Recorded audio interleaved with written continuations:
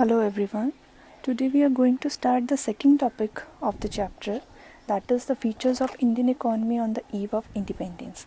So, first point is stagnant economy. So what does stagnant economy stands for?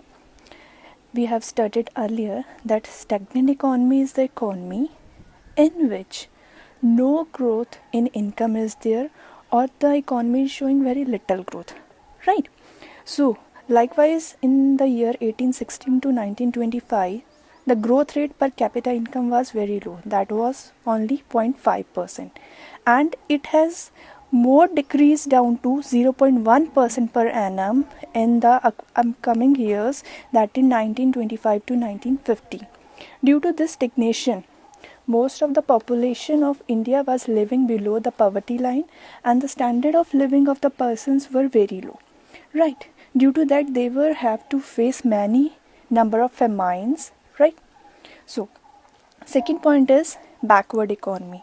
What does backward stands for? That means in which the per capita income is very low. Here we are talking about per capita income in the form of rupees only, right? So in the year 1947 to 48, per capita income in India was just rupees 230.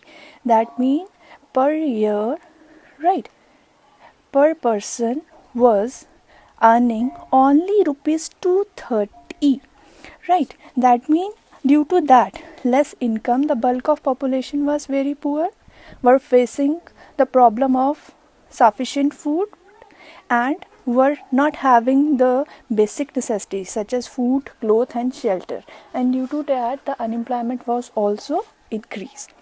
Third point, that is agricultural backwardness. Agriculture backwardness, that means we are here talking about the productivity. Productivity stands for the production or the output per hectare of land, right? Nearby, as we know that mostly Indians are engaged in the agriculture sector, so nearby 72% of the population was engaged in agriculture sector. But in comparison to the 72% population, the contribution towards the GDP of these 72% was only 50%, which was very less, right? Due to that, the in 1947 to 48, the productivity was only 527 lakh tons, right? And in that, per hectare output of wheat was 660 kilograms and for rice was 665 kilograms.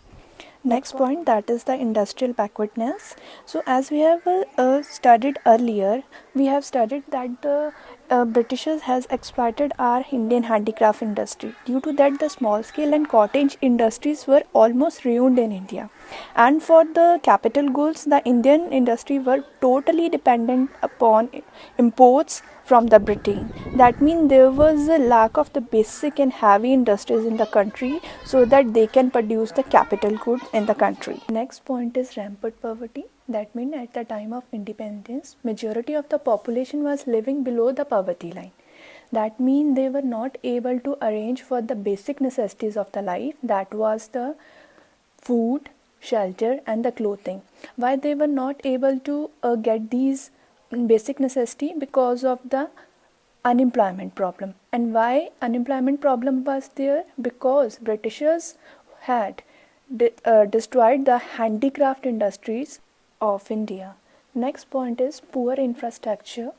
So infrastructure involves the communication sector, transport sector and power generation sector. At that time, British government was making so less investment in these three sectors, right?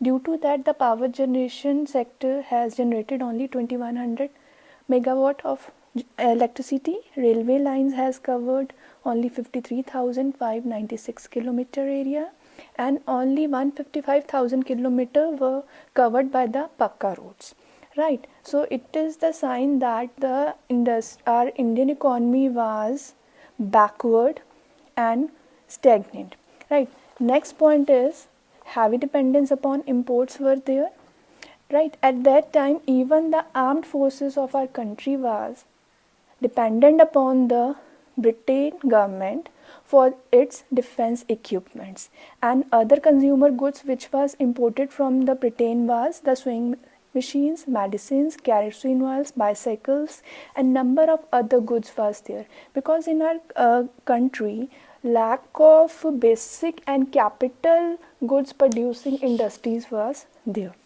Next is limited urbanization.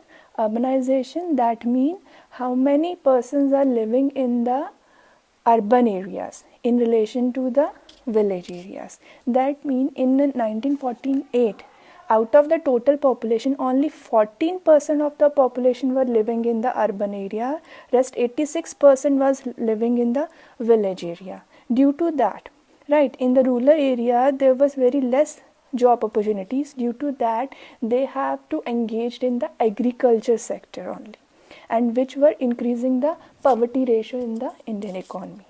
Next point is the semi-feudal economy. Semi-feudal involves, that means involvement of both the public and the private sector. At that time, our Indian economy was neither feudal neither capitalistic. That means neither the government was wholly taking the decision, neither the private sector was allowed to take all of the decision regarding the economy. At that time, our Indian economy was called as the mixed economy, in which both the public and private sector was playing the role. Due to that, was low production and low productivity in our economy, which leads to backwardness of our Indian economy. Last point is the colonial economy. As we have discussed earlier, colonial economy, that means at that time British government was taking control of the Indian economy, and they have exploited our economy by imposing the heavy taxation policy, right, by taking India as the source of raw material for its British industries, and they have destroyed our small and cottage industries as well. This is the topic of features of Indian economy at the time of independence is completed. Now coming up to the next topic, that is the agriculture sector on the eve of independence. Right, the first feature is low production and productivity. Firstly, the production stands for the total output of the agriculture sector, whereas productivity stands for the output per hectare of land. That means per 1 hectare of land, how much output is there. So at that time, both production as well as the productivity of agriculture sector was very low due to the lack of investment and due to the lack of modernization was there. As we can see in the table, that wheat productivity in 1947 was just 660, right, and production was 64, which has now increased 5.2 times, right, that is 34,008, and production has increased to 991, whereas the rice productivity was 665, which has now increased to 2,665, whereas the production was 220, and which has now increased to 1,156. So it means that they have shown a increase in the production and the productivity at the present time due to the new economic reforms and the agrarian reforms that we have followed. Next point is high degree of uncertainty. Uncertainty, that means at that time agriculture sector was highly prone of risk.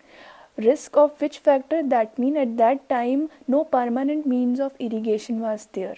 The farmers has to purely depend upon the rainfall. If good rainfall is there in that year, that means good output is there. While if no rainfall or less rainfall is there, that means it will adversely affect the output. And no efforts were ever made under the British rule to develop the permanent means of irrigation. That means the wells or the canals. Coming to the next point, dominance of subsistence farming. What does subsistence farming stand for? That means cultivation done for the self-consumption. At that time, the cultivation was done by the farmers with the motive of self-consumption only, for feeding their own family. They were not doing the farming with the motive to sell the output in the market, right? So next point is, that is gulf between the owners and the tillers of the soil. That means at that time British government had introduced the land revenue system. Due to that, the owners of the soil, the zamindars, were really interested in maximizing their rental income in the terms of share of output, while the tillers were viewing agriculture as mainly the source of subsistence, because major proportion of their incomes they were paying as a rent to the zamindars, so they were left with only small proportion of income with them.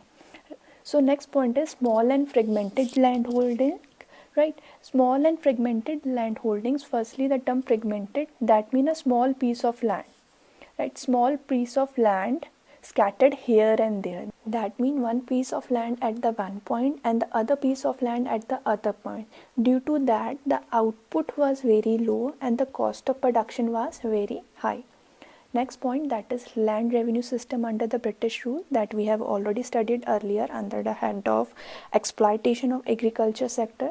In this, triangular relationship was set up among the government and the owner of the soil and the tiller of the soil, in which the government was charging land revenue from the zamindars and the zamindars were collecting the land revenue from the tillers in the way of rental income. Right, so tillers were given the tag of a landless laborer because major proportion of their income they were paying to the zamindars as a rental income. Right, and the zamindars were spending their surplus money on buying the luxuries of their lives and they were living a lavish lifestyle. Next point is forced commercialization of agriculture. What does commercialization stand for? It is the opposite of subsistence farming. Commercial agriculture means the cultivation done for the market. That means in this, farmer is doing the cultivation with the motive to sell the produce in the market. At that time, the cotton, jute and sugarcane was highly in demand and the production of these three crops were increased at a high rate. Right, at that time the subsistence crops like rice and wheat were replaced by the production of indigo crop because it was required by the textile industry in Britain. So this was the agriculture sector at the time of independence. To sum up this thing, we can say that at that time our agriculture was both, that is backward as well as the stagnant. How we can say the agriculture sector as the backward sector? Because low production and low productivity was there, high degree of uncertainty was there due to huge dependence upon rainfall, dominance of subsistence farming, that means cultivation for self-consumption, and small and fragmented land holdings was there. And how we can call Indian agriculture as stagnant? Because the gulf, the difference between the owners and the tillers were increasing day by day. The land revenue system has exploited the tillers and forced commercialization of agriculture is there. So with this, the topic is completed. I hope both the topics are clear to you all.